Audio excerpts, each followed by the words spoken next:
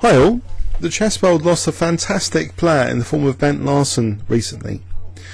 At the age of 75 he died, and he was one of the greatest players in the 70s. So much so that there was this special match, the USSR versus rest of the world, in which he actually played board one ahead of Fischer. And unfortunately he's very well known for a very short miniature, which obscures the other game, which he actually beat Spassky in. So in the miniature it had gone b3 and he'd lost in 19 moves, and people have done videos on that, and the end result is we don't know about the other game.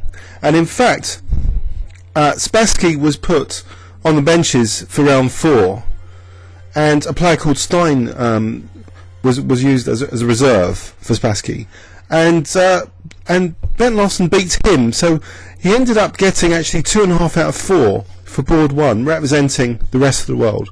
So this is the other game which is obscured, where he beats Bent Larsen. Sorry, where Bent Larsen beats Spassky. So he was black against Spassky. We're going to flip the board. So knight f6, Nimzo engine, e6. So sidestepping with knight f3. So b6 now, knight c3. We could pin the knight, but actually Bent Larsen plays bishop b7, eyeing the e4 square. Pardon me, got a bit of a cold. Excuse my cold. Bishop g5, bishop e7. So white plays very solidly e3. So Bent Larsen just simply castles here, and now strikes at the centre with c5. Nothing unusual so far, except this next move, very provocative. Knight c6, saying to white, you know, come and get me with d5 and maybe even d6. Looks pretty dangerous, this idea, because the bishop, you know, can always sack on h7 if bishop takes d6. So it's a provocative move to play, this knight c6. So what is Larsen's idea? It creates a very unbalanced dynamic position, the resulting combination which is provoked. So d5, knight b4, provoking this combination with d6. Very simple combination. But if here d takes e, then d takes e, and I think black will be slightly better. He'd have solved most of his problems. Pieces all active. So white wants to avoid that. So Spassky plays d6. By the way, Spassky had not lost in this year 1970, I think. This was the only loss. So this is amazing. This inviting a forcing combination, which sort of backfires in a pragmatic way. I say pragmatic way because I'm not completely sure this was that sound.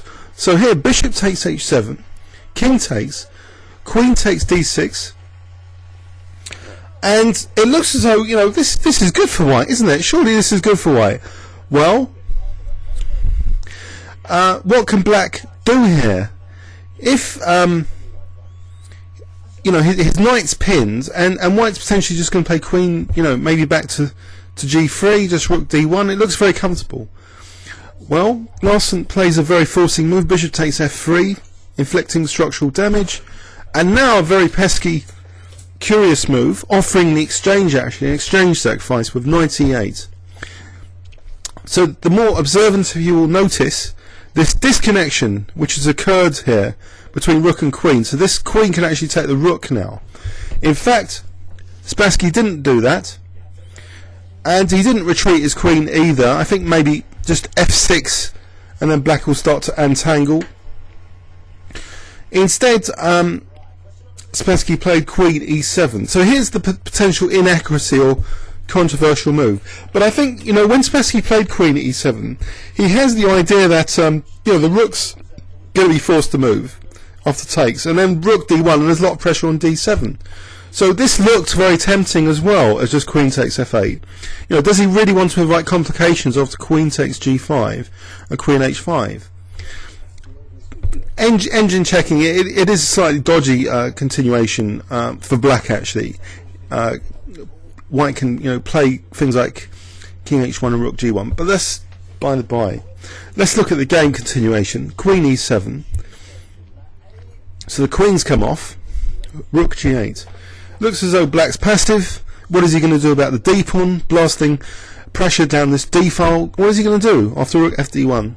Well, another sharp tactical move. He just attacks the bishop, sacking the d pawn, and now knight e5. Nice little fork. Very necessary forking rook and the c4 pawn. So he's getting his pawn back. It's not all gloom and doom in this game, after he's been smashed, you know, in 19 moves in the other b3 game, which I won't mention just yet.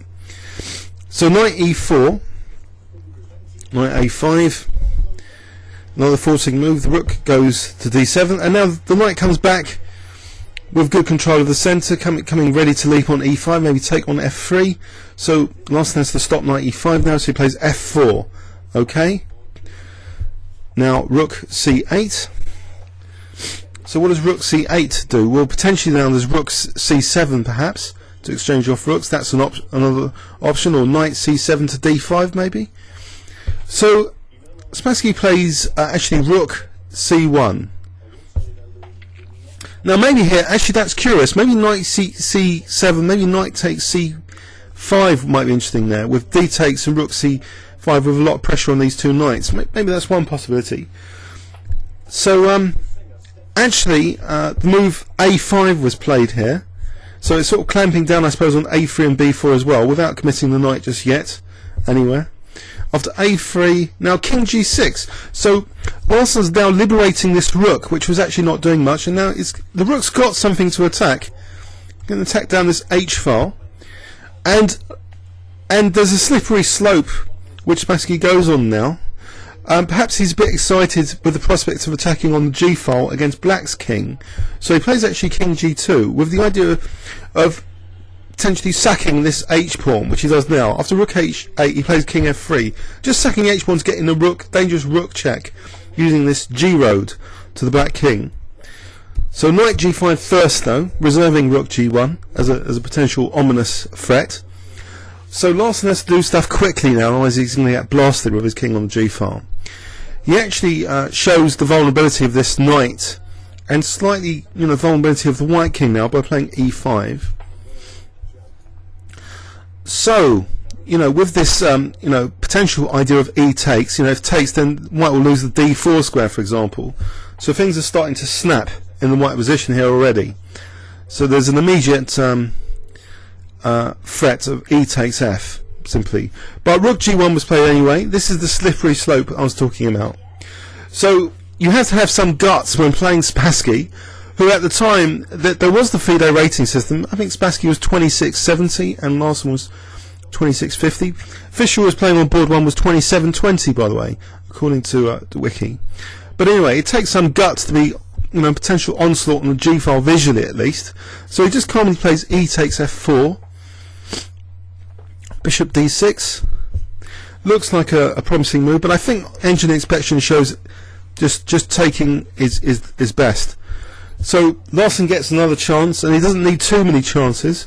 He's a very resourceful player. He takes on d6, and he plays f6, not minding this discovered check. So knight e6 check. The worst is over, actually. Now, king f5, knight takes f4, and all of a sudden the black pieces are showing the vulnerability of the white king here. So check. Now rook e8, and look at this. This pin on the f2 pawn means that if black can coordinate an attack on e3, you know, with that pin, it's going to be pretty dangerous. So after rook takes b6, Larsen gets a chance to coordinate an attack with tempo, knight c4. Only move now, rook b3, to defend against rook takes e3 check, and with that pin.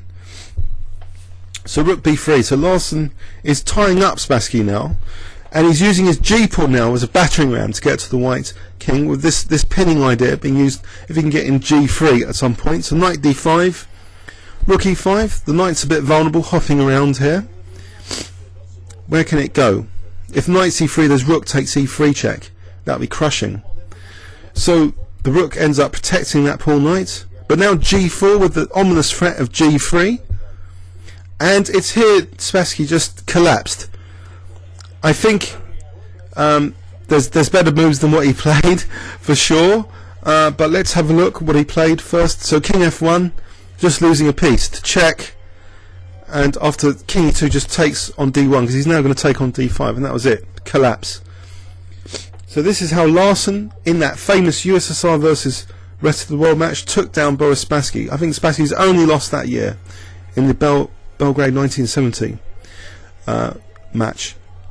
I think if a better move here after g4, well, there's a few candidates. Rook g1, so maybe king g5, and here's a variation I looked at earlier, a very sharp tactical variation with engine use. So e4 check, and it's not so clear. It's not so clear cut as the game. Black would only have a slight advantage if white's picking up this c4 knight, but that's very difficult tactics to see. Perhaps Spassky was in time trouble or something, and he just collapsed here at the end after this g4 to play king f1. It looks like a time trouble blunder. So let's have a look at that in overview and summary.